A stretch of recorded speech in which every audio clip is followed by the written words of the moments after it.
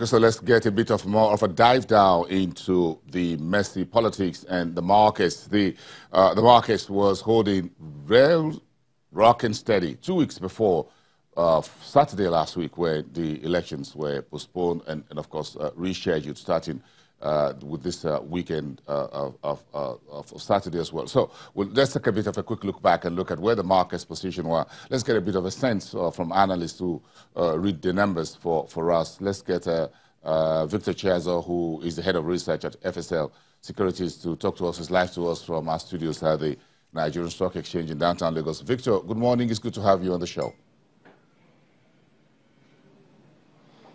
Morning, Boston. Nice Victor, to be thank you so much. So, what's your reading as an analyst and the head of analyst team at one of the licensed firms on Market Street about the countdown to last Saturday's elections in terms of market optimism, whoever wins the elections, who are the front runners, what will likely be the play out, and the enthusiasm with which tens of millions of Nigerians were hoping to wake up on Saturday morning and go to the polls, only for them to wake up in the morning to a totally different announcement.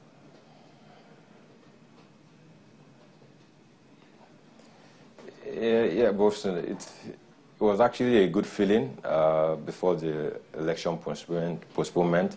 We saw a lot of rally in the market. I think there was a positive sentiment across board. We saw the market rally about 8 days, and investors had actually decided either of the two candidates that come on board. I think people had decided to take position ahead, and all the fundamentals actually looked good in terms of reserve level, oil price gradually inching up.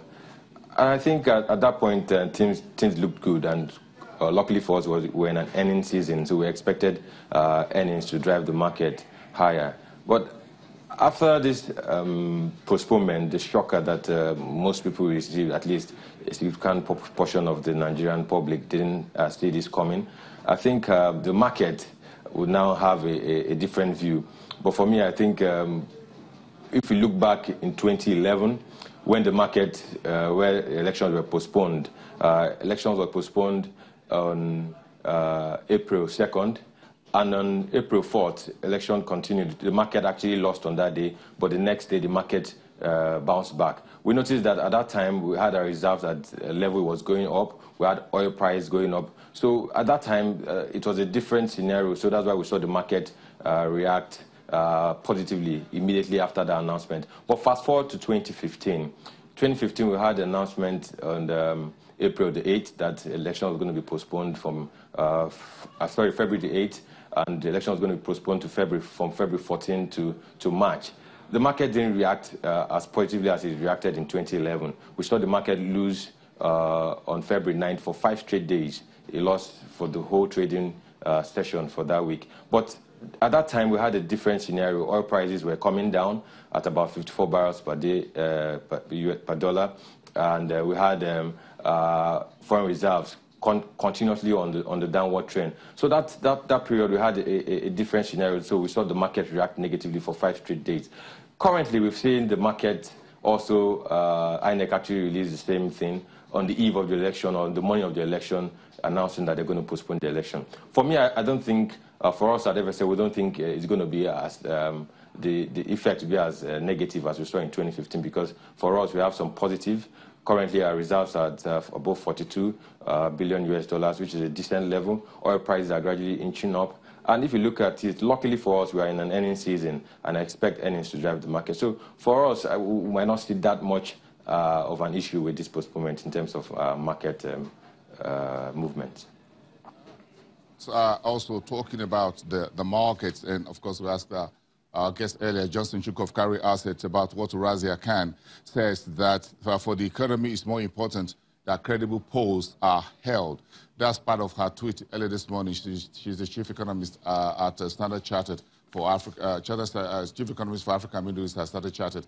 What do you think the market really wants? This is one economist who believes that yes, we should. Well, there'll be well, she said that the impact may be a bit of may impact the turnout this weekend, but she believes that what the economy wants is a credible poll. So what exactly does the market want? Does the market want a popular politician to win the elections? If you look at the June 12 elections, it was about the late MK Abiola, back then, of course, of the SDP, who was at a point, just about that time, was also the president of the Nigerian Stock Exchange Council and all that.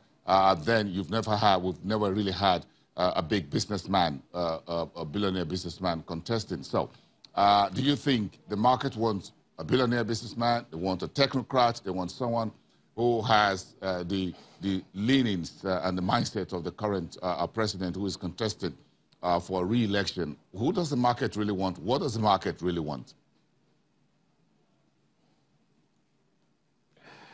Yeah, Boso, that's a big question.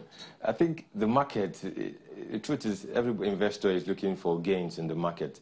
Whoever is going to come in, so far the person is coming to bring creative ideas that's going to take the general Nigerian economy and the whole nation at large in this right direction, one foot in front of the other.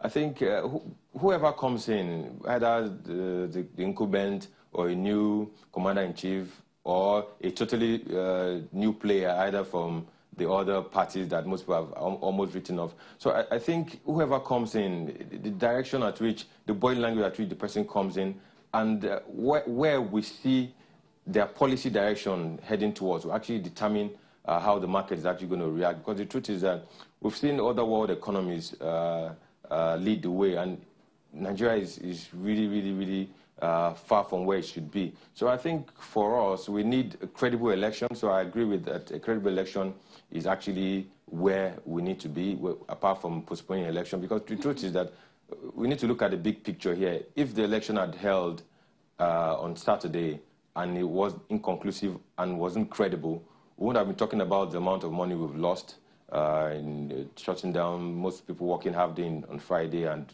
most businesses shutting down on Saturday. Those were not going to be issues we'll be talking about on the Monday morning. We're talking about probably stances of increased violence, court cases, and the rest of it. So I think we need to look at the bigger picture. We need a credible election, an election that every party is going to say yes. I think INEC has done their bit, and everybody can go to bed, and we see the economy move for the next 4 years. And once that can be achieved, I think the market is going to be the better for it. Outside that, I think we're going to suffer, we're going to pay a steep price if we don't get it right in this election. Final one, Victor. As far as the earnings is concerned, do you think this will be a big story for investors and traders this week now that the election has been postponed? Fine, the market might just move on with its life. Yes, the big question I think most people are shying away from because of the whole postponement is, do we really think 1 week is enough for INEC to actually conduct this election? The postponement by 1 week, is here enough? Is there a possibility of another shocker in the next 4 or 5 days, and they come back and say, sorry, we're going to shift this election by another 1 week? What will be the impact of that, a further shift in the election? So I think that is another critical angle we need to be looking at, because 1 week, is it going to be enough? Would they need more time? I think if there's going to be a further postponement of this election, I think that is where we might begin to see issues begin to arise. But outside that, if the elections come next week, Saturday, and is held and is free, fair, credible, I think the market is going to benefit significantly. And I think for me, investors would actually shift focus from the market and look at earnings that will be coming out, I believe, from this week. Okay.